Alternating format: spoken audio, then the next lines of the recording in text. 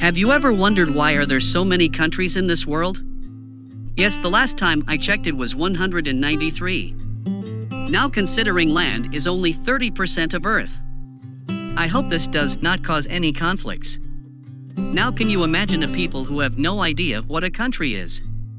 The very concept of a social structure extending thousands of miles may sound crazy to them. I am glad to inform you that such people still exist in our world. They can be found from the jungles of Brazil to the islands of Indonesia. They are called uncontacted tribes by the UN. They spent their entire lives isolated from the outside world. Now that's extreme social distancing.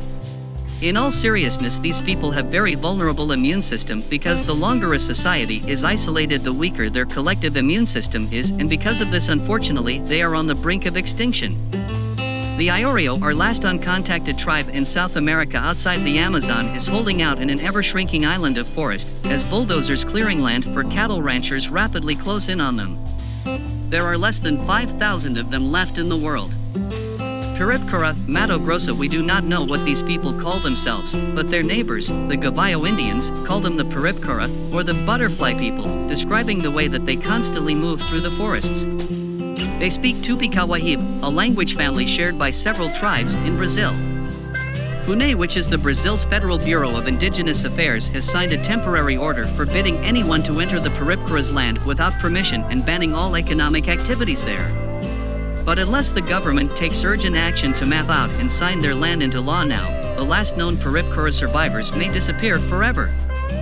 The Yanomami Reserve occupies a space bigger than some small countries, nearly 10 million hectares, about 24 million acres. Within this vast domain live the Moxie Hatima, an isolated tribe of approximately 100 people that have chosen to separate themselves from outside contact, even from other Yanomami tribes. Aerial photos taken in 2016 suggest the tribe is thriving and may even have expanded. However, the Moxie Hatima are exposed to the same grave external threat as their Yanomami relatives, illegal gold miners, whose operations wreak environmental havoc in the ecosystem of the reserve, and whose contact with indigenous tribes has sometimes been bloody. Papua New Guinea's impenetrable rainforest allowed many indigenous tribes to develop in total isolation from the modern world. Their lifestyles have remained unchanged for thousands of years. They are also most genetically and linguistically diverse humans on the planet. The most famous uncontacted tribe would be the Sentinelese. Based on anthropologists' estimates of how many people the island could support, there are probably somewhere between 80 and 150 people on North Sentinel Island, although it could be as many as 500 or as few as 15. The Sentinelese people are related to other indigenous groups in the Andaman Islands and more broadly related to the Papuan tribes. The Indian government has banned anyone from going to these islands under any circumstances. These people face several challenges like disease and unfair land grabs. We should find ways to coexist with them because they are a living embodiment of what we used to be.